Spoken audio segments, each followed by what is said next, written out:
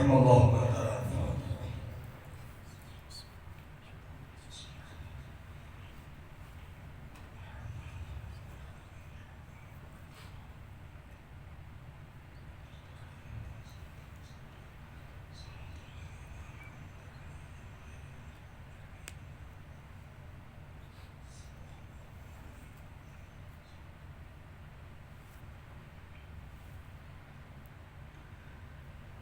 لا حول ولا قوة إلا بالله العلي العظيم.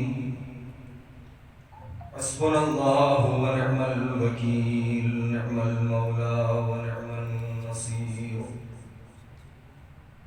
أعوذ بالله السميع العليم من الشيطان اللعين الرجيم. بسم الله الرحمن الرحيم.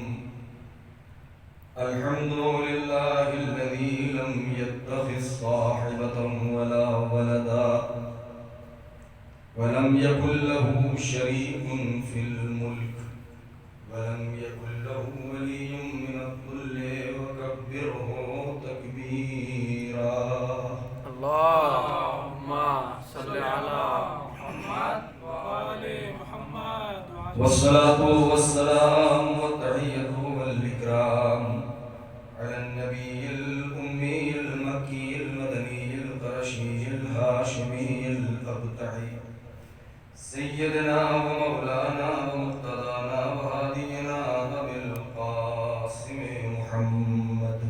اللهم صل على محمد وعلى أهل بيته الطيبين الطاهرين المعصومين المظلومين الذين أذهب الله عنهم الرجس وطهرهم تطهيرا.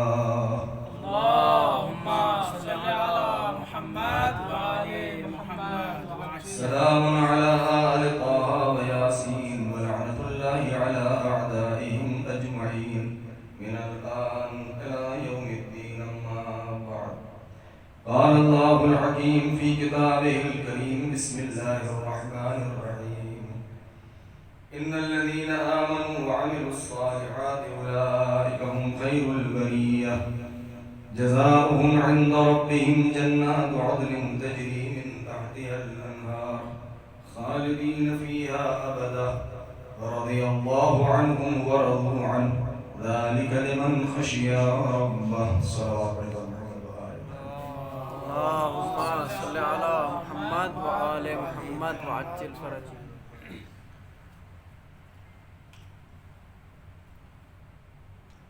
عزیزان محترم علماء کرام طلاب عزیز اور ناظرین کرام،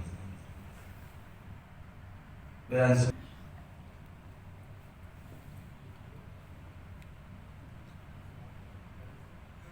جن افراد کے لیے گزشتہ مجالس میں آپ حضرات سے دعا کی درخواست کی گئی تھی، الحمدللہ خدا کا لاکھ لاکھ شکر ہے کہ وہ روح بصحت ہیں. جناب عظیم روحی صاحب کی دعا کے کافی شدید بیمار تھے، اب الحمدللہ بہتر ہیں، اور ایک دوسرے مریض جو ہاسپٹل میں تھے اب الحمدللہ وہ بھی کافی بہتر ہیں. لیکن عظیم روحی صاحب کے فرزند کی طبیعت خراب ہے، اللہ درخواست کی گئی ہے کہ ان کی صحت کے لیے دعا کریں. بارگاہ پروردگار میں یہ دعا ہے کہ پالنے والے اہل بیت علیہ السلام کے صدقے میں شفاء کاملہ و عاجلہ مرحمت فرمائیں. ایک صلوات پڑھیں اور محمد و آل محمد. اللهم صل على محمد وآل محمد وعجل فرجهم. یہ آیات کریمہ جس کے ذیل میں مسلسل آپ سے ہم کلام ہونے کا شرف ملا، سورہ بینہ کی یہ آخری آیتیں ہیں کہ جس میں پروردگار عالم عالم بشریت کو یہ پیغام دے رہا ہے اور یہ بشارت ہے ان لوگوں کے لیے کہ ان الذین آمنوا وعملوا الصالحات، کہ جو افراد ایمان لے آئے اور اپنے وجود کو اعمال صالحہ سے مزین کیا، وہی پروردگار عالم کی بہترین مخلوق اور بہترین وجود ہے زمین پر.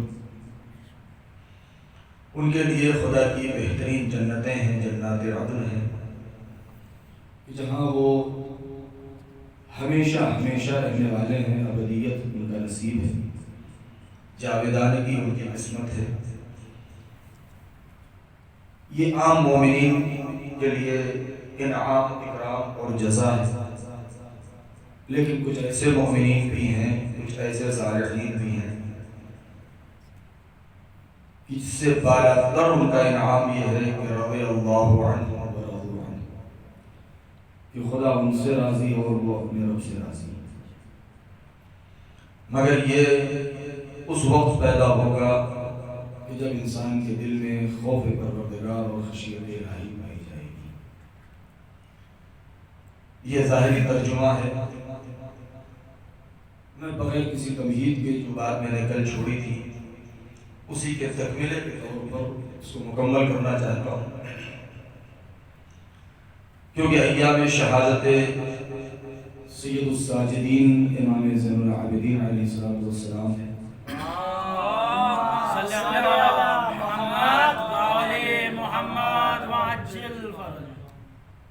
اور بہرحال امام کی ذات، ان کی شخصیت، ان کے فضائل اور ان کے مناقب جو احاطہ علم، احاطہ قلم اور احساس باطن ہے۔ شاید ہی کوئی فرد بشر ایسا ہو کہ جس کا علم ان کے فضائل اور مناقب کے اوپر محیط ہو۔ میں نے اکثر یہ بات کہی ہے کہ انبیاء و مرسلین اور معصومین علیہ السلام، بالخصوص وہ 14 معصومین کہ جن کے کمالات، جن کے فضائل اور جن کے مناقب جو تاریخوں میں موجود ہیں، جو روایات میں موجود ہیں، وہ مناقب اور وہ فضائل ہیں کہ جسے ذہن انسانی برداشت کر لے جائے اور سمجھ سکے، اور یہ وہ ظاہری کمالات ہیں، ظاہری فضائل ہیں، ورنہ باطنی کمالات اور وہ فضائل اور مناقب جو ان کی ذات کے اندر مضمر ہیں اور پوشیدہ ہیں، ذہن بشری وہاں تک نہیں پہنچ سکتا، اور اگر کھل کے بیان بھی کر دیا جائے تو شاید مزاج بشریت اسے برداشت نہ کر سکے، اس لیے کہ مزاج بشریت بہت محدود ہے، اس کی وسعت اتنی نہیں ہے، اس کے اندر اتنی گنجائش نہیں ہے، اس لیے کہ ہر انسان اپنے نفس، اپنی روح، اپنے قوت فکر اور استطاعت سوچ کے ساتھ، اپنے ذہن کی گنجائش کے اعتبار سے، ہر انسان اپنے اعتبار سے سوچتا ہے اور سمجھتا ہے، لیکن اہل بیت علیہ السلام وہ ہیں جو فکر بشر سے بالاتر ہیں، کہ فکر کی رسائی وہاں تک نہیں ہو سکتی۔ یہی وجہ ہے کہ 2 طریقے کے افراد اہل بیت علیہ السلام کے سلسلے میں گمراہ ہو گئے۔ کچھ وہ ہیں کہ جب ان کے کمالات کو دیکھا تو خدا سمجھ بیٹھے، اور کچھ وہ ہیں کہ جنہوں نے اپنے جیسا سمجھ لیا۔ اہل بیت کے سلسلے میں ایک ہی جملہ کہ اہل بیت نہ اس جیسے نہ ان جیسے، وہ اپنے آپ جیسے ہیں، یعنی اہل بیت نہ خدا جیسے نہ بشر جیسے، بلکہ وہ اپنے آپ جیسے ہیں، یعنی ان کی مثال اپنی مثال خود ہیں، ان کی کوئی نظیر اور کوئی مثال تاریخ بشریت میں نہیں ہے، اس لیے کہ خود امامت ایک ایسا منصب ہے، ایک ایسا عہدہ ہے کہ جس کی ذمہ داری خود پروردگار عالم نے اپنے سر لی ہے۔ وَجَعَلْنَا مِنْهُمْ أَئِمَّةً يَهْدُونَ بِأَمْرِنَا، 2 آیتیں موجود ہیں، ایک سورہ انبیاء میں، ایک سورہ سجدہ میں۔ سورہ سجدہ کی آیت ہے وَجَعَلْنَا مِنْهُمْ أَئِمَّةً يَهْدُونَ بِأَمْرِنَا لَمَّا صَبَرُوا وَكَانُوا بِآيَاتِنَا يُوقِنُونَ۔ سورہ انبیاء کی جو آیت ہے وَجَعَلْنَاهُمْ أَئِمَّةً يَهْدُونَ بِأَمْرِنَا وَأَوْحَيْنَا إِلَيْهِمْ فِعْلَ الْخَيْرَاتِ اقام الصلاۃ و ایتاء الزکاۃ وکانوا لنا عابدین۔ اگر ان دونوں آیتوں کو برابر میں رکھا جائے اور اس کی تفسیر پر غور کیا جائے تو اس کے اندر وہ اسرار پائے جاتے ہیں، وہ رموز پائے جاتے ہیں کہ خود امامت کی فضیلت، امام کی فضیلت، عہدۂ امامت اور امامت کی ذمہ داریاں، یہ ساری چیزیں اس کے اندر بیان کر دی گئی ہیں کہ امام کو کیسا ہونا چاہیے، اس کے شرائط کیا ہیں، جس کو امام بنا دیا جائے اس کا کام کیا ہے، اس کی ذمہ داری کیا ہے، اس کے کمالات کیا ہیں۔ پہلی آیت وَجَعَلْنَا مِنْهُمْ أَئِمَّةً، کہ ہم نے انہی لوگوں میں سے کچھ کو امام بنایا ہے، انہی لوگوں میں سے، یعنی اسی کاروان بشریت میں چلنے والے ظاہری اعتبار سے کہ جس کو ہم اور آپ بشریت کی شکل میں اور انسان کی شکل میں دیکھ رہے ہیں، تو پروردگار عالم کا یہ بھی ایک لطف ہے، ایک کرم ہے، ایک احسان ہے کہ اس نے ہمارے لیے ہادی اور رہنما بھی بنائے ہیں، تو ہمارے ہی جیسے شکل و صورت کے کہ جو ظاہری اعتبار سے ہمارے ہی جیسے بشر ہیں، تاکہ انسان کو اس بات کے اعتراض کا موقع نہ ملے کہ یہ تو ہم سے الگ ہیں، یہ ہمارے تقاضوں کو کیا جانے، یہ ہماری پریشانیوں کو نہیں سمجھتے ہیں، یہ تو دوسری مخلوق ہے۔ پروردگار نے اسی لیے پیکر بشر میں اس نور ولایت اور امامت کو ڈھانگ کے پیکر عصمت میں ڈھانگ کر کے بھیجا ہے کہ جن کے اندر غلطی کا امکان نہیں ہے، گناہ کی کوئی گنجائش نہیں ہے، کہ ظاہری اعتبار سے تمہارے جیسے بھی ہو، تاکہ جو فرد بشری میں تقاضائے بشری میں گھرے بھی ہو اور تقاضائے بشری سے باہر بھی ہو، جن کے نفس میں اتنی طاقت ہو، اتنی گنجائش ہو کہ قوت جاذبہ اتنی ہو کہ وہ خدا سے بھی مل جائیں، قوت دافعہ بھی ایسی ہو کہ جو فرد بشری سے الگ بھی ہو سکے۔ سبحان اللہ سبحان اللہ، نعرہ لیکن حیدری، آواز سے بلند نعرہ صلوات،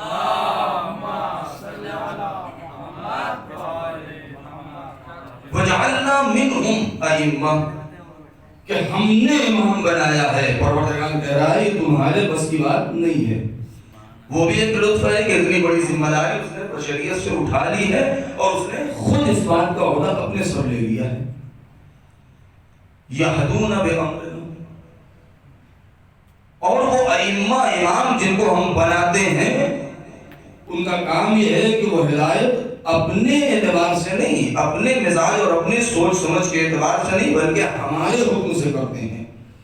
ایسا نہیں ہے کہ وہ اپنی خواہشات میں آ کے اور جو ان کا دل چاہے، جس اعتبار سے چاہے، جس کو چاہے بھٹکا دے، جس کو چاہے راہ راست پر لگا دے، جس کو چاہے گمراہ کر دے، جس کو چاہے جنت میں پہنچا دے، جس کو چاہے جہنم میں ڈھکیل دے، ایسا نہیں ہے، بلکہ وہ ہمارے حکم سے ہدایت کرتے ہیں کہ جس انداز سے جو اصول اور قوانین اور ضوابط ہم نے معین کیے ہیں، جو ہمارا راستہ ہے، جو ہم نے ہمارا بنایا ہوا مقصد ہے، وہ ہمارے حکم سے اسی طرف لے کے جائیں گے۔ ایک لیکن امام کس کو بنایا جائے گا؟ جب دو شرطیں رکھی گئی ہیں، ہم نے مقام امتحان رکھا ہے، ہم نے ان کو مبتلا کیا ہے، ہم نے آزمائش کی ہے۔ لما صبروا، کہ جب وہ مقام صبر کے اوپر فائز ہوں، صبر کیا ہو انہوں نے۔ اب صبر کے اپنے اقسام ہیں، علماء بہتر جانتے ہیں، حضرات بھی جانتے ہیں، مجلسوں میں سنتے رہتے ہیں کہ صبر جو ہے وہ اطاعت پر، صبر معصیت پر، صبر مصیبت پر، مجھے اس کی وضاحت نہیں کرنا، لیکن لما صبروا، کہ جب وہ مقام صبر کے اوپر فائز ہوں۔ میں نے کسی مجلس میں یہ کہا تھا، میں اس کی تفصیل میں نہیں جاؤں گا، کہ صبر، یہ جو صبر ہم اور آپ صبر کرتے ہیں، ایک دوسرے کو صبر کی تلقین کرتے ہیں، یہاں پر یہ صبر مراد نہیں ہے۔ کیوں؟ اس لیے کہ کبھی میں نے کہا تھا کہ ہمارا کوئی عزیز دنیا سے اڑ گیا، ہمارا مال تباہ ہو گیا، ہماری اولاد دنیا سے چلی گئی، اور اس کے بعد عزیز و مقارب دوست احباب آئے اور آنے کے بعد کہا کہ آپ صبر کیجیے، اور یہ دونوں رات ہم اور آپ ایک دوسرے کو کہتے رہتے ہیں، اور آج کل تو موت کا بازار گرم ہے، چاروں طرف ایک ہنگامہ پھیلا ہوا ہے، روزانہ کسی نہ کسی کے موت کی خبر آ رہی ہے، اور جیسے ہی خبر آتی ہے، وقت تو سوشل میڈیا کا دور ہے، اب تو اتنی زحمت بھی نہیں کسی کے پاس جا کے، بلکہ اسی وقت فوراً میسج لکھ دیا کہ پروردگار غنی کر رحمت کرے اور آپ کو صبر عطا فرمائے۔ یہ صبر کی جس کی ہم تلقین کر رہے ہیں، یہ صبر کیسا ہے؟ اگر ہم تلقین نہ کریں صبر کی، یا انسان صبر نہ کرے تو وہ کیا کر لے گا؟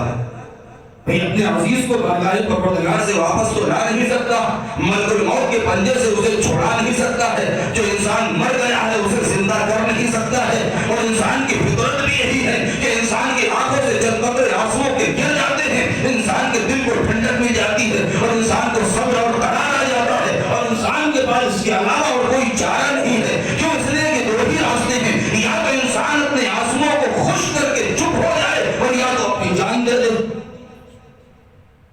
اور کہتے ہیں کہ زمانہ جب گزرتا ہے تو یہ انسان کے زخموں کا مرہم بنتا ہے۔ 2 دن 4 دن 10 دن انسان غم میں ڈوبا ہے اور اس کے بعد بہرحال اس کو خاموش ہونا ہے، کچھ دن تک وہ فضا کرے گا، چپ ہو جائے گا۔ کیا اسی کا نام صبر ہے؟ کیا مقام آزمائش میں پروردگار جو امتحان لے رہا ہے وہ اسی صبر کا امتحان لے رہا ہے؟ یہ جو صبر جس کی ہم اور آپ تلقین کرتے ہیں، یا جو صبر کرتے ہیں، یہ حقیقی معنوں میں صبر نہیں ہے، ہم نے اپنی مجبوری کا نام صبر رکھ لیا ہے۔ یہ ہماری مجبوری ہے، ورنہ وہ صبر کی جو مقام امتحان میں پروردگار عالم نے رکھا ہے وہ صبر وہ ہے کہ جہاں مجبوری نہیں ہے، جہاں سراسر اختیار ہے، کہ جس کو موت کے اوپر بھی اختیار، حیات کے اوپر بھی اختیار، مشکلات کے اوپر بھی اختیار، نعمتوں کے اوپر بھی اختیار۔ ایسے موقع پر جب انسان صاحب اختیار ہو اور صاحب اختیار ہونے کے بعد اس کا بس چل سکتا ہو، اس کے باوجود بھی مصیبت آنے کے بعد صبر کر لے، نہیں بلکہ اتنا اختیار رکھتا ہو کہ مصیبت کو نعمت میں تبدیل کر سکتا ہو، اس کے بعد بھی صبر کرے، تو وہ مقام صبر ہے کہ جس کے بعد پروردگار عالم امامت کی بشارت دیتا ہے۔ ایسا صبر ہے کہ جس کے پاس ایسی ولایت ہو، ایسی ولایت کہ جو کائنات کے اندر تبدیلی کر سکتا ہو، ایسی ولایت۔ آپ جانتے ہیں کہ معصومین کا تذکرہ نہیں، غیر معصوم، غیر معصوم بھی کہتے ہوئے ڈر لگتا ہے، لیکن چونکہ وہ 14 معصومین میں شمار نہیں ہے، ورنہ ان کے عصمت پر کسی کو حرف نہیں ہے۔ جناب ابوالفضل عباس، جناب زینب کبریٰ سلام اللہ علیہا، جن کے معصوم اور معصومہ ہونے پر حرف نہیں ہے، لیکن اصطلاحی اعتبار سے، شرعی اور فقہی اعتبار سے کہ جو محدود کر دیا گیا ہے، ورنہ جناب ام سلمہ کی فضیلت اور ان کے کمالات اور ان کی طہارت و پاک دامنی پر کس کو حرف ہے؟ لیکن اتنی بعظمت خاتون ہونے کے بعد اہل قصہ نہ بن سکی، اہل قصہ میں تبہیر میں آ نہ سکی۔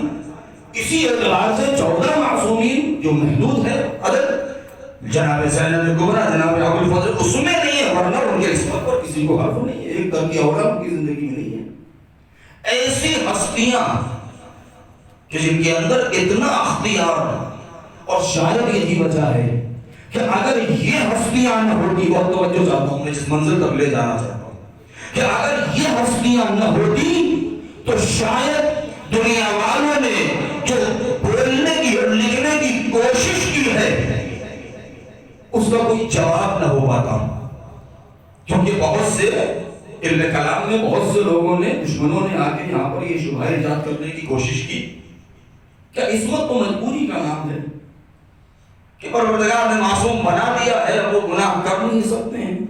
شاید یہی وجہ ہے کہ ایسی ہستیاں بھی دنیا میں آئی ہیں اور پروردگار نے بھیجا ہے کہ جو اس دائرہ عصمت میں، اس حصار میں نہیں ہیں، لیکن اس کے باوجود بھی تاریخ ایک در کے اولا ان سے نقل نہیں کر رہی ہے، اور اتنا اختیار انہیں عالم تکوینیات کے اوپر، کائنات کے اوپر مل گیا ہے کہ جو معصوم کے برابر چل رہی ہے قدم بقدم ملا کے، وہ ہستیاں ہیں۔ کون کہہ سکتا ہے وہ واقعہ؟ میں صرف اشارہ کروں گا جناب زینب کبریٰ کا، کہ کوفے کے بازار میں کہ جب ایسا ہنگام تھا کہ چاروں طرف سوائے شور شرابے کے کچھ نہیں، کہ بچے تالیاں بجا رہے ہیں، عورتیں ہل کر رہی ہیں، نقارہ جنگ بجایا جا رہا ہے، ڈھول بج رہا ہے، لوگ شور مچا رہے ہیں، خوشیاں منا رہے ہیں۔ ایسے حالات میں ایک خاتون تقریر کرنا چاہ رہی ہے، کئی مرتبہ بولنے کی کوشش کی علی کی بیٹی نے، لیکن جب دیکھا کہ لوگ سننے کے لیے راضی نہیں ہیں تو بعض روایتوں میں ہے کہ اپنے آنکھوں سے اشارہ کیا ہے اور بعض میں ہے کہ اپنی انگلی سے اشارہ کیا ہے۔ اور ایک مرتبہ تاریخ لکھتی ہے کہ کوفے کے بازار میں اتنا سناٹا ہو گیا تھا کہ اپنے یہاں جو محاورہ ہے کہ اگر سوئی بھی گر جائے تو آواز کرے، تاریخ کہتی ہے کہ اتنا کہ لوگوں کی آوازیں ان کے سینوں میں گھٹ کے رہ گئی، یہاں تک کہ گھوڑے اور اونٹوں کے گلے میں بندھی ہوئی گھنٹیاں بھی جم گئی۔ یہ اختیار کہاں سے آیا؟ جناب سیدنا کبریٰ جناب ابو الفضل عباس، یہ وہ ہستیاں ہیں کہ جنہوں نے اپنا کردار اس انداز سے پیش کر کے قیامت تک کے لیے لکھنے والے محدثین و مفسرین و محدثین کے قلم کو تھام لیا ہے کہ خبردار، عصمت کو مجبوری کا نام نہ دینا، عصمت نفس کی پاکیزگی کا نام ہے، عصمت کردار کی بلندی کا نام ہے۔ سبحان اللہ،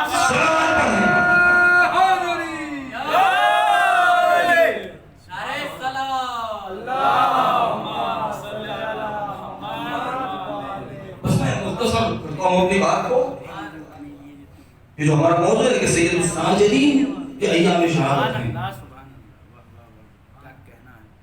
امام رضا علیہ الصلوۃ والسلام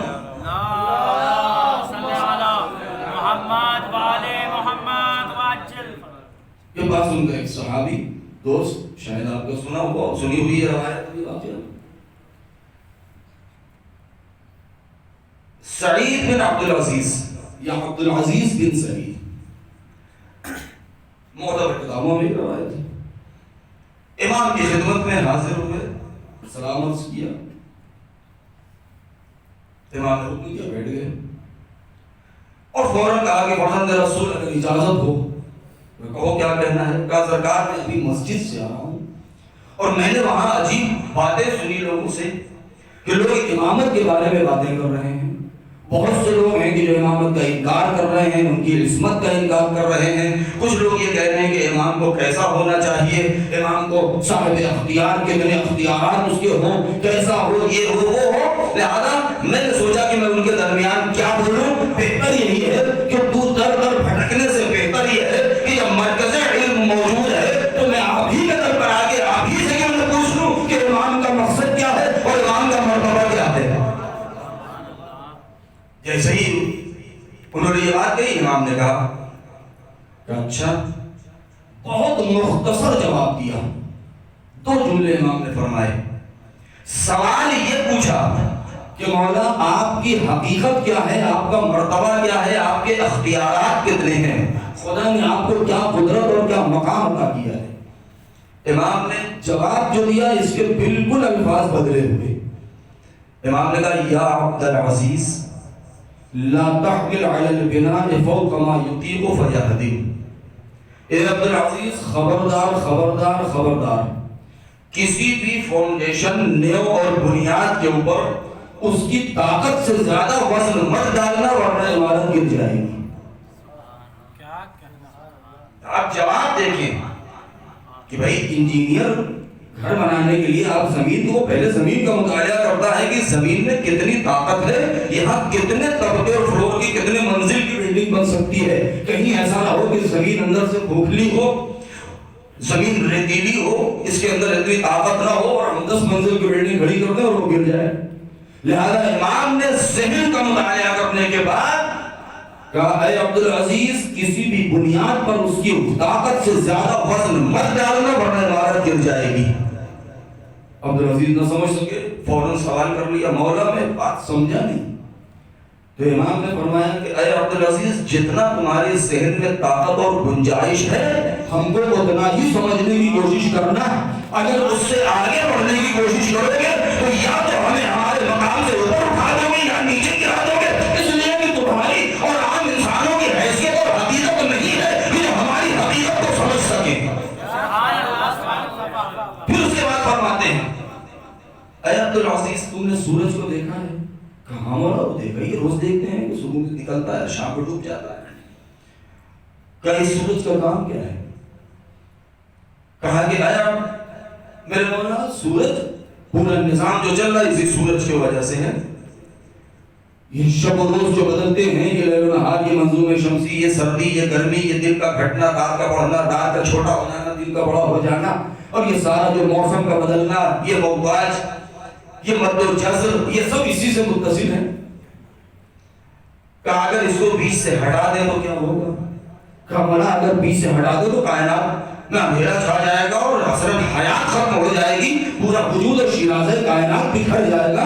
امام نے کہا کہ بس اگر تم نے اس چیز کو سمجھ لیا ہے تو اتنا یاد رکھنا کہ اس ظاہری اور مادی اعتبار سے جو حیثیت سورج کی ہے وہی حیثیت ہم اہل بیت کی ہے، کہ اگر ہم اہل بیت کو اپنی زندگی سے یا دنیا سے اگر ہٹا دیا جائے تو شیرازہ کائنات اور شیرازہ حیات بکھر کے رہ جائے گا۔ صلوات پڑھے محمد و آل محمد۔ اس کے بعد آگے ایک جملہ فرماتے ہیں، اے عبدالعزیز کیا کہنا ہے؟ اتنا یاد رکھو، اگر تمہارے ہاتھ میں ایک اخروٹ دے دیا جائے اور پوری دنیا مل کے کہے کہ یہ در ہے، یہ موتی ہے، یہ لؤلؤ ہے، تو اس کی حقیقت بدل نہیں جائے گی کسی کے کہہ دینے سے۔ اور اگر تمہارے ہاتھ میں لؤلؤ مرجان ہو، اصلی موتی ہو، اور پوری دنیا یہ کہہ دے کہ یہ اخروٹ ہے، تو وہ موتی ہی رہے گی، بدل نہیں جائے گی۔ ہماری جو حیثیت ہے وہ کسی کے ہمارے فضائل کو گھٹانے سے ہماری فضیلت گھٹے گی نہیں، اور ہمارے دشمنوں کو لوگ چاہے خلیفہ کہنے لگے، چاہے بادشاہ کہنے لگے، ان کی کبھی بھی اوقات بڑھے گی نہیں، ہماری فضیلت گھٹے گی نہیں۔ صلوات پڑھے محمد و آل محمد۔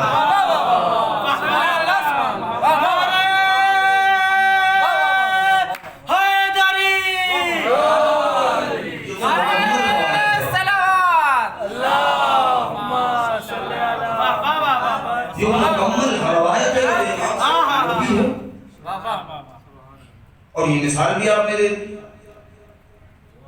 کہ لوگوں کے فضائل کو گھٹانے سے لوگ ہمیں اپنے جیسا اگر کہنے لگیں تو ہم ان کے جیسے ہو نہیں جائیں گے۔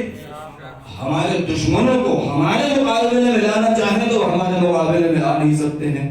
جس کی جو حیثیت ہے، جس کی جو اوقات ہے وہ وہی رہے گی، اس لیے کہ جو نجاستوں کی پیداوار ہے وہ نجس ہی رہیں گے، جو طہارتوں کی پیداوار ہے وہ طیب و طاہر ہی رہیں گے۔ یہ امام نے واضح کر دیا۔ امام زین العابدین علیہ السلام جس زمانے میں آپ نے عہدہ امامت سنبھالا، اتنا پرآشوب دور، 35 سال، سن 110 محرم مسلح عاشور سے سن 95 ہجری تک، یہ 35 سال کا دور اتنا خطرناک دور گزرا ہے۔ امام نے کتنے خلفاء کو دیکھا؟ 2 سال مولا علی کی حاکمیت، ظاہری خلافت، اس کے بعد یزید ابن معاویہ کی وہ باطل حکومت، اس کے بعد یزید ابن معاویہ کی حکومت، یزید کے بعد عبداللہ ابن زبیر کی طاغوتی حکومت، عبداللہ ابن زبیر کے بعد معاویہ ابن یزید کی جس نے ٹھوکر مار دی تھی، مختصر ہی صحیح، اس کا دور، اس کے بعد مروان ابن حکم کا دور دیکھا، مروان ابن حکم کے بعد عبد الملک ابن مروان کا دور دیکھا، عبد الملک ابن مروان کے بعد ولید ابن عبد الملک کا دور دیکھا۔ یہ وہ باطل اور طاغوتی خلفاء اور سلاطین ہیں کہ جن میں سب ایک سے ایک بڑھ کے ظالم اور جابر اور فدین اور فطرہ پرور، کہ جنہوں نے عالم انسانیت میں وہ مظالم ڈھائے ہیں کہ جس کی کوئی مثال نہیں ملتی ہے۔ علامہ ابو الفرج اصفہانی نے اپنی کتاب مقادر الطالبین میں جو جملہ نقل کیا ہے، ایک حجاج بن یوسف ثقفی کے بارے میں، ایک متوکل عباسی کے بارے میں، ایک مروان کے بارے میں، یہ وہ افراد ہیں کہ ان کے مظالم کو اگر ترازو کے ایک پلے پر رکھا جائے اور پوری دنیا کے مظالم کو ایک طرف رکھا جائے تو ان کے مظالم کا پلہ بھاری ہو جائے گا۔ یہ اس کے جملے ہیں۔ اتنے ادوار آپ نے دیکھے ہیں، اور سب سے زیادہ خطرناک سے خطرناک، اور ساتھ ہی ساتھ خود جو چاہنے والے ہیں اپنے کو امام کا کہہ رہے ہیں، وہ چاہنے والے بھی ایسے کہ خود آپس میں اختلاف کر بیٹھے۔ کیسا اختلاف کہ جناب محمد حنفیہ، اس بات کی طرف مجھے اشارہ کرنا ہے تاکہ ہمارے جو بچے اور نوجوان جو ہماری بات کو سن رہے ہیں تاریخ سے تھوڑا سا آشنا ہو۔ تاکہ اگر ان کے سامنے اس طریقے کے سوالات آئیں تو ذہن میں ایک بات رہے کہ جناب محمد حنفیہ وہ عظیم شخصیت کہ جو کربلا جانے کے لیے تیار تھے امام کے ساتھ. امام حسین نے اپنا نمائندہ بنا کے انہیں روکا تھا مدینے میں کہ نہیں، آپ کی یہاں ضرورت ہے، آپ یہاں رکیے، یہاں رہیے. اور پورا وصیت نامہ اور وہ نصیحت نامہ امام نے ان کو تحریر کر کے دیا اور بتایا، جس میں وہ جملہ ہے کہ انی لم اخرج اشرا ولا بطرا ولا ظالما ولا مفسدا بل انما خرجت لطول الاصلاح في امه جدي واصير بسيره جدي وابي وان امر بالمعروف وانهى عن المنكر. اس کے علاوہ بہت طولانی ہے یہ وصیت نامہ. ایسی عظیم شخصیت. اور اس کے بعد ادھر امام زین العابدین علیہ السلام کا زمانہ آیا ہے واقعہ کربلا کے بعد. واقعہ کربلا کے بعد اس دن میں کل کی مجلس میں کہہ چکا ہوں کہ کتنا خطرناک واقعہ ہے تاریخ مظالم کا. واقعہ حرہ جو مدینہ کی تاراجی اور اس کے بعد خانہ کعبہ کی حرمتی اور اس کو جلا دینا. ایسے حالات ایک طرف اور دوسری طرف جو بظاہر اپنے کو چاہنے والا کہہ رہے ہیں وہ یہ کہہ رہے ہیں کہ امام محمد حنفیہ کو ہونا چاہیے، امام زین العابدین کو نہیں. اب آپ ذرا سوچیں کہ ایسے نازک ماحول میں کہ جہاں حالات ایسے ہیں کہ لوگ اہل بیت کا نام لینے سے ڈر رہے ہیں، اپنے بچوں کا نام اہل بیت کے نام پر نہیں رکھ پا رہے ہیں، دشمن کی طرف سے پابندی ہے کیونکہ واقعہ کربلا، واقعہ حرہ، مکے کی تاراجی اس نے لوگوں کے قلوب کو لرزہ کر دیا تھا. لوگوں کے اندر جرأت و ہمت اور جسارت ختم ہو چکی تھی. لوگ تقیہ کی حالت میں اپنی زندگی بسر کر رہے ہیں، اپنا نام بتانے سے ڈر رہے ہیں کہ سروتن میں جدائی کر دی جائے گی. ایسے حالات میں یہاں پر یہ اختلاف کہ امام ابو محمد حنفیہ کو ہونا چاہیے، سیدھے سجاد کو نہیں. اور یہاں تک یہ اختلاف بڑھا کہ کچھ لوگ ان کی امامت کے قائل ہو گئے اور بعض مورخین نے خیانت یہ کی ہے. میں کھل کے کہتا ہوں یہ بات کو، کتنی ہی معتبر کتاب کیوں نہ ہو، اگر اس طریقے کی باتیں لکھ دیتا ہے کوئی تو اس کی کتاب رتی کی ٹوکری میں ڈالنے کے لائق ہے. اس کا اعتبار ثابت ہے کہ بہت سے لوگوں نے یہاں تک لکھ دیا ہے کہ محمد حنفیہ نے معاذ اللہ دعویٰ امامت کیا، جبکہ یہ بات بالکل جھوٹ ہے، بالکل غلط ہے. ہاں، جناب محمد حنفیہ نے وہ حکمت عملی اپنائی تھی امامت کو اور ولایت کو بچانے کے لیے.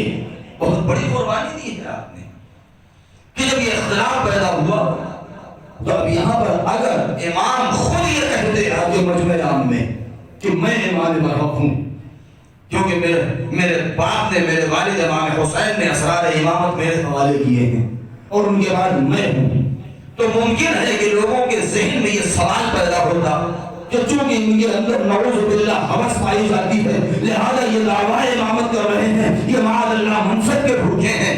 نہیں، امام خاموش ہے. اب یہاں پر ضرورت اس بات کی ہے کہ کوئی ایسا آدمی آ کے اس بات کے اوپر دلیل قائم کرے اور دعویٰ کرے کہ جو امام کی امامت کو ثابت کر دے. لہذا اب یہاں پر جو اصلی رول ادا کرنا ہے، اصلی کردار پیش کرنا ہے وہ جناب محمد حنفیہ کو. کیوں؟ وہی ایک انسان ایسے بچتے ہیں کہ جو آ کے اور امام کی امامت کو ثابت کرے اور جو لوگ ان کو امام مان رہے ہیں وہ اس سے انکار کریں اور ضرورتوش ہو جائیں. لہذا ان کی حکمت عملی ہی دیکھیے آپ کہ یہاں اختلاف چل رہا ہے. جناب محمد حنفیہ نے جان بوجھ کر عمدن چوتھے امام سے مجمع عام میں بحث کرنا شروع کر دیا اور سب کے سامنے انہوں نے دعویٰ امامت کیا. یہ بھی ایک حکمت تھی اور یہ ان کے بلندی کردار اور امام کے کمالات کو ظاہر کرنے کا ایک یہ ہنر تھا.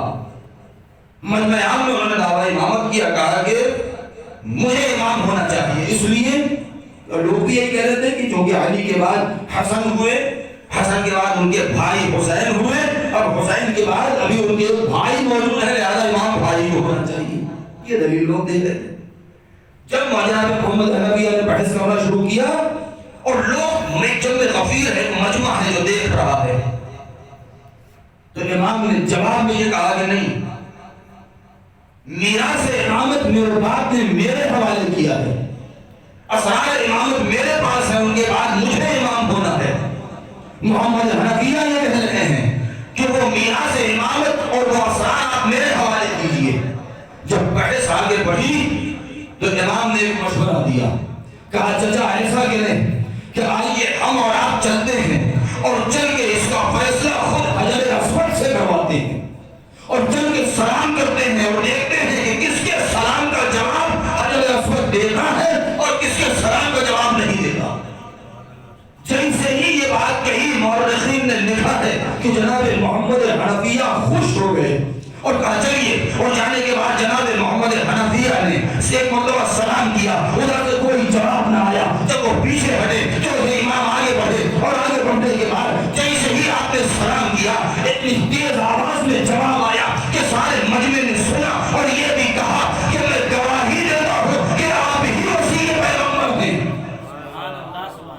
جیسے ہی یہ گواہی دی ہے حجر اسود نے، وہ ایک مرتبہ جناب محمد حنفیہ پیچھے ہٹ گئے، امام کے ہاتھوں کا بوسہ دیا اور وہ حقیقت لوگوں کے سامنے آشکار ہو گئی۔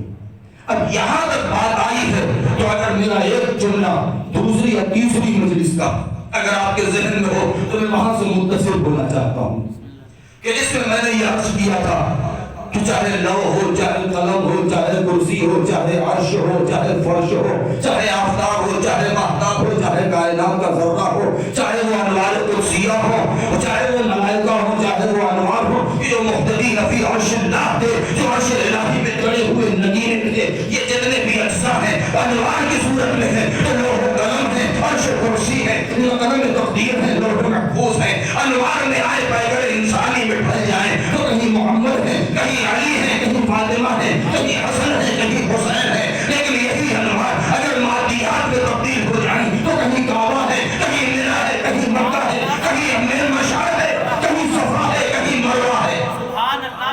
یہ جملہ جو میں نے عرض کیا تھا میں یہی سے میں متصل ہونا چاہتا ہوں۔ کیا بات یہاں تک آ گئی ہے کہ جب حجر اسود نے امام کے امامت کی گواہی دی ہے تو اب امام کی امامت کو تقریباً 30 سال سے زیادہ کا عرصہ گزر چکا ہے، 30 سال سے زیادہ کا عرصہ گزر چکا۔ اور ایک مرتبہ امام جب حج پر تشریف لے کے گئے، واقعات آپ کے سنے ہوئے ہیں، اور حج میں ایک عظیم مجمع ہے اور ہر انسان طواف میں مشغول ہے اور طواف کرتے کرتے ہر انسان یہ چاہتا ہے کہ حجر اسود تک ہاتھ پہنچ جائے اور بوسہ دے دے۔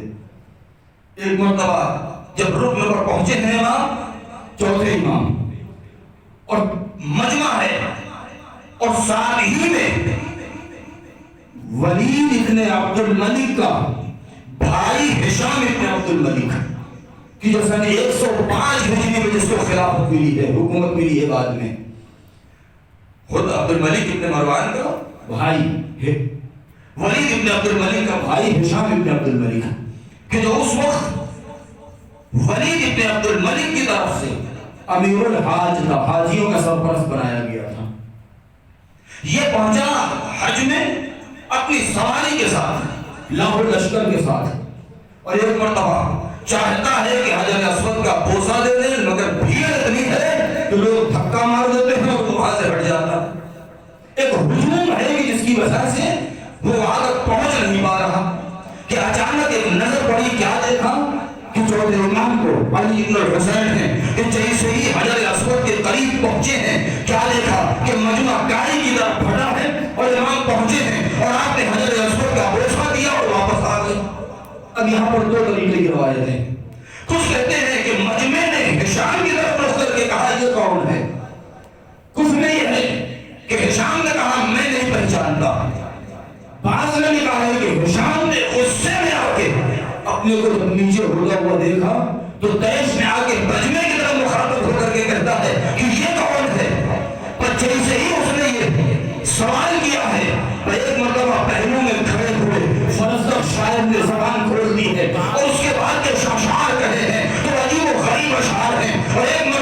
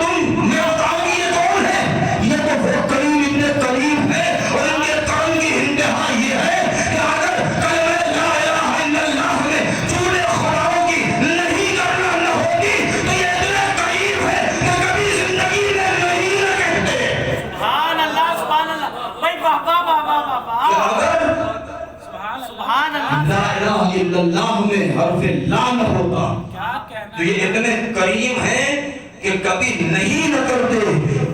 دو ہی مرتبہ تو لفظ نہیں استعمال ہوا ہے, یا تو بعد میں یزید کی بیعت پر نہیں کہا ہے اور یا تو بیٹے نے. سبحان اللہ, واہ واہ واہ واہ, سبحان اللہ. یہ ہے امام زین العابدین کہ جن کا مقام ایسے حالات میں کہ وہ 35 سال دعاؤں کا سہارا.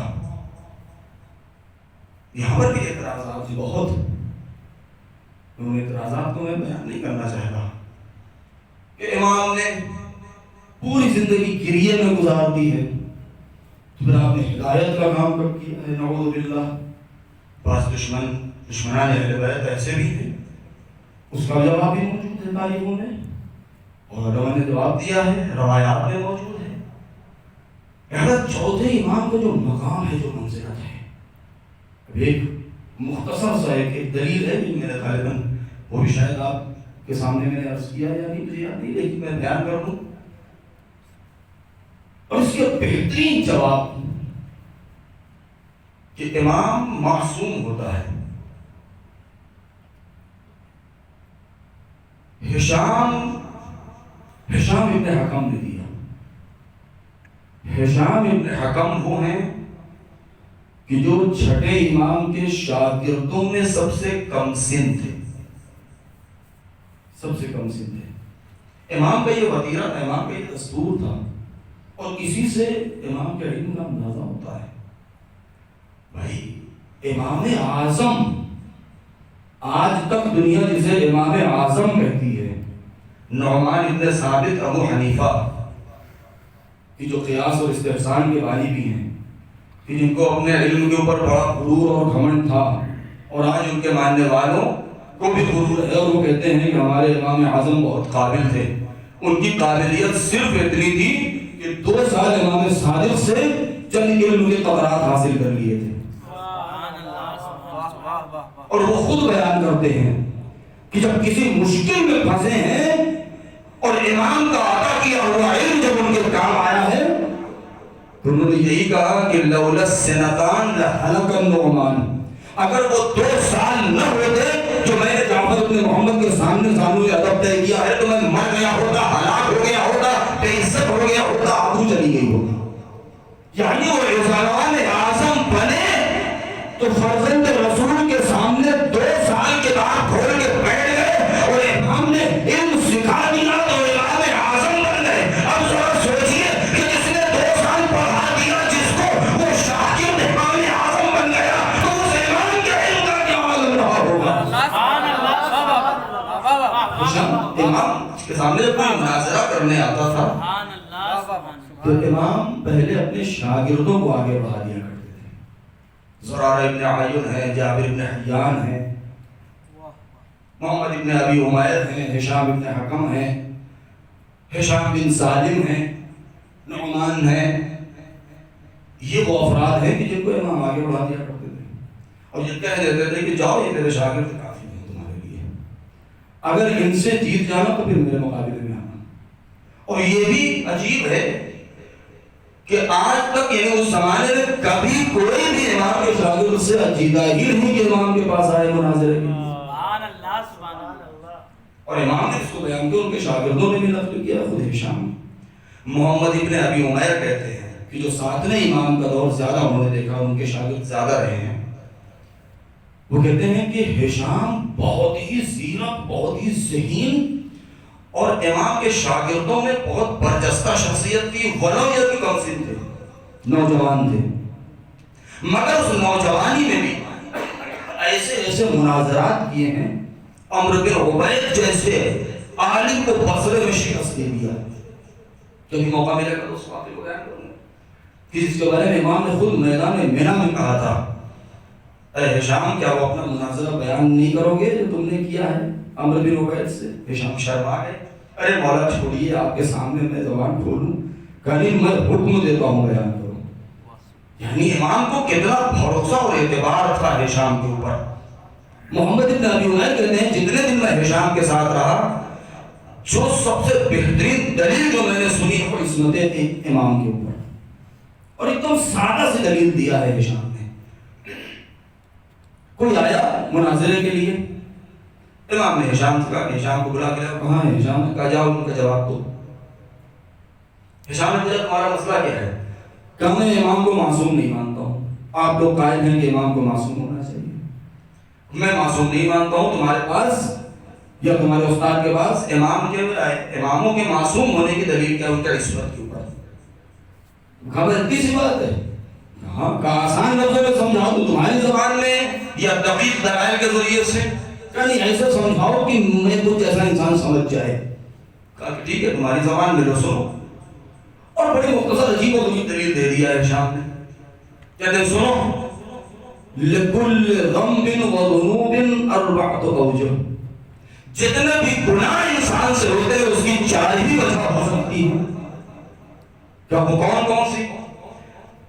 کہ الغضب والشہوت والحسد والحرص. ایک شہوت، غضب، حرص اور حسد. لالچ، غصہ گرمی، شہوت، خواہشات اور حرص، لالچ، حسد، جلن. اور امام کے پاس یہ چاروں چیزیں ہوتی نہیں، اسی لیے امام سے گناہ ہوتا ہی نہیں. کیا کیسے نہیں ہوتی ہے؟ کیا چاہو بھی سنا دوں گا. ہاں سنو. کہ امام کے پاس ہوا و ہوس اور خواہشات نہیں ہوتی، اس لیے کہ ہوا و ہوس اور خواہشات وہ کرے جسے کچھ نصیب نہ ہوا ہو. جب حور و غلمان ان کے در کے غلام و کنیز بن کے ہر وقت حاضر رہتے ہو اور نعمات بہشت ان کے دروازے پر اور خانے جنت ان کے سفرے پر آتا رہتا ہو تو امام کو ہوا و ہوس کرنے کی ضرورت کیا ہے؟ کا غضب امام کرتا نہیں ہے. کیوں؟ کہ اس لیے کہ جس کے ایک چشم کے اشارے کے اوپر سورج اپنا راستہ بدل دے. نہیں، میں جملہ بدل کے کہہ دوں، جس کے گود کے پالے ہوئے غیر معصوم نے ایک خط کھینچ دیا ہو اور 13,000 کا لشکر پار نہ کر سکے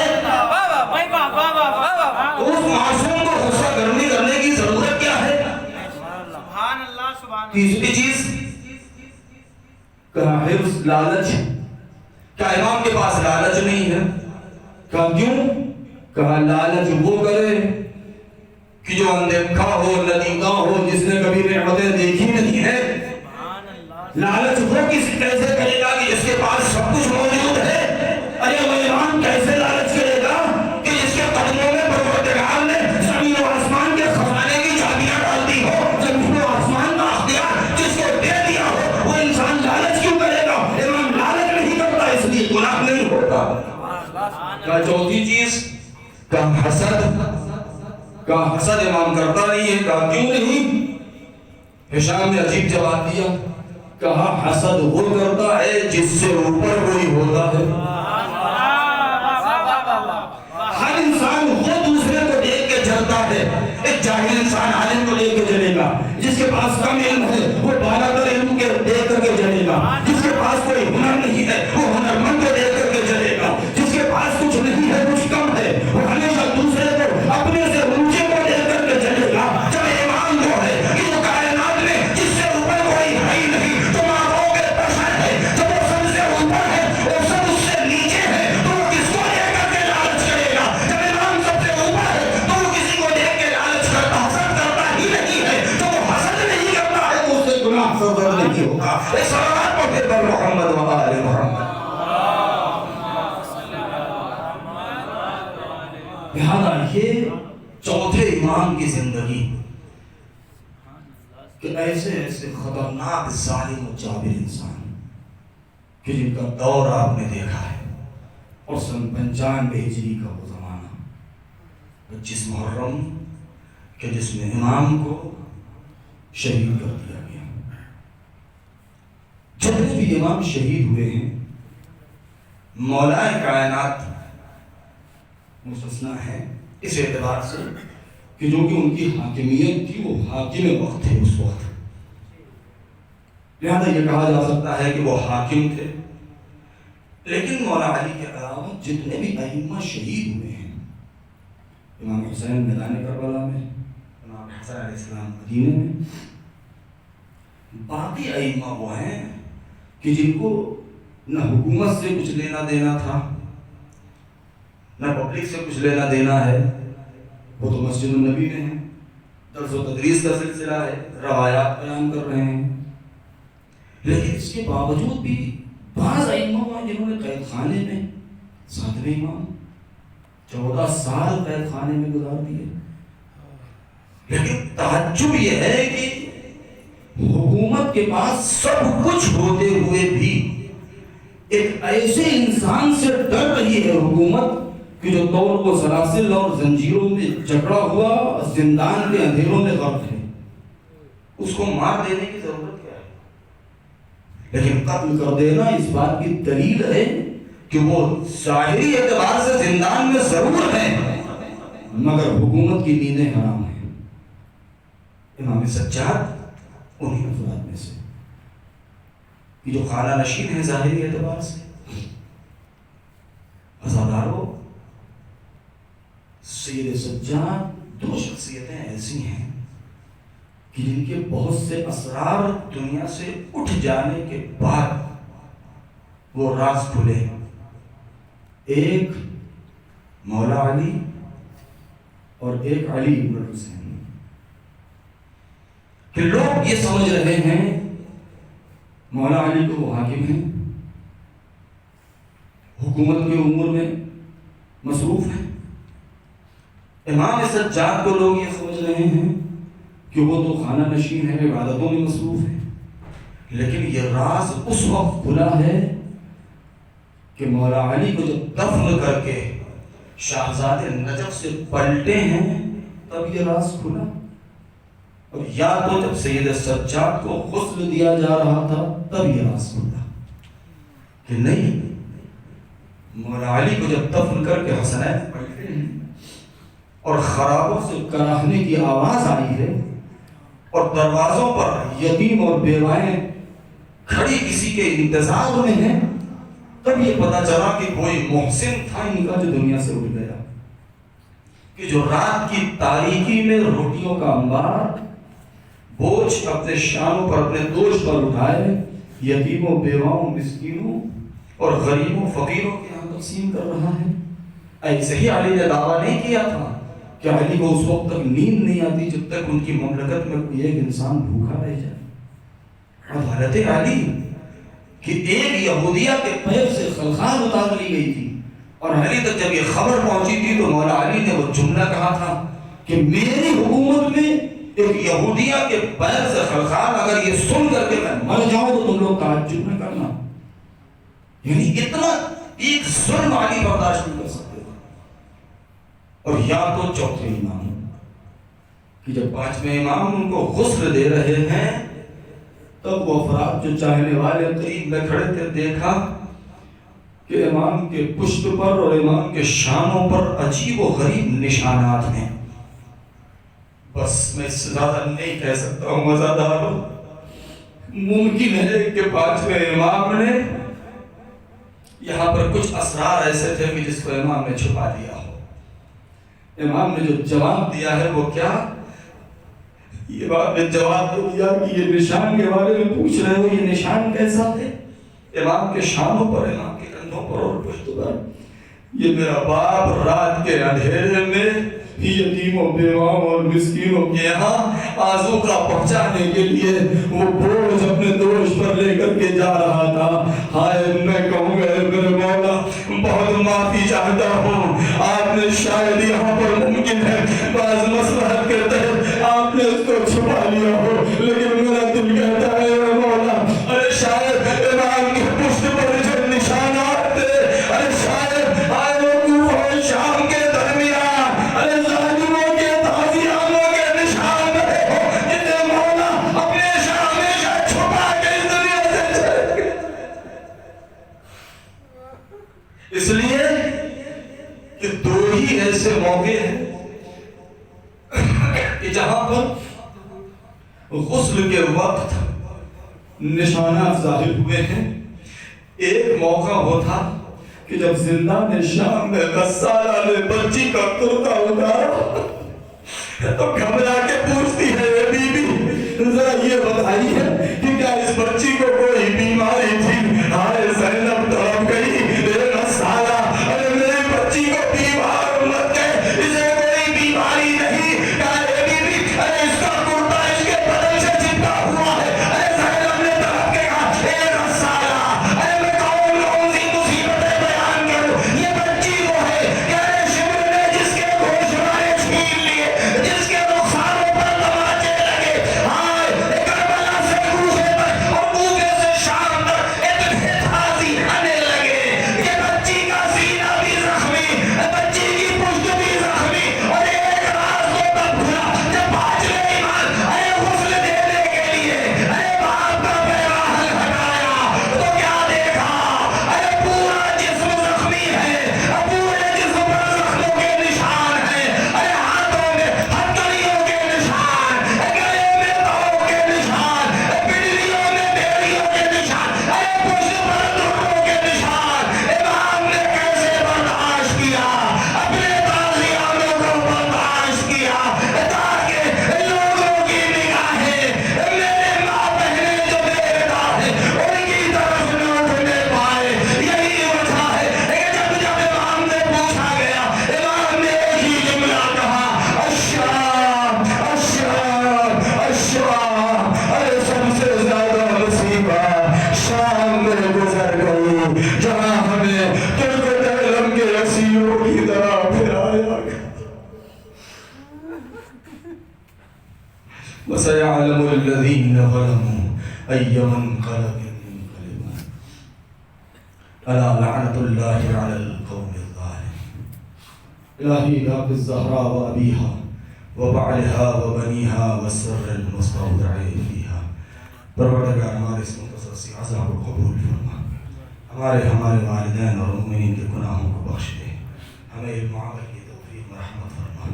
پروردگار بانیان مجلس جنہوں نے اس مجلس کا اہتمام کیا ان کی توفیقات میں اضافہ فرما، ان کے مرحومین کو غریب رحمت فرما۔ پروردگار اس وقت جو وبا پھیلی ہوئی ہے سارے مؤمنین کو اپنے حفظ و امان میں رکھ، جو مریض ہیں ان کو بیمار کربلا کے صدقے میں شفائے کاملہ و عاجلہ مرحمت فرما، پرچم اسلام کو سر بلند فرما، پرچم کفر و نفاق کو سر نگوں فرما، روضات مقدسہ کی حفاظت فرما، ہمارے امام کے ظہور میں تعجیل فرما، ہمیں ان کے جانبسار میں شمار فرما۔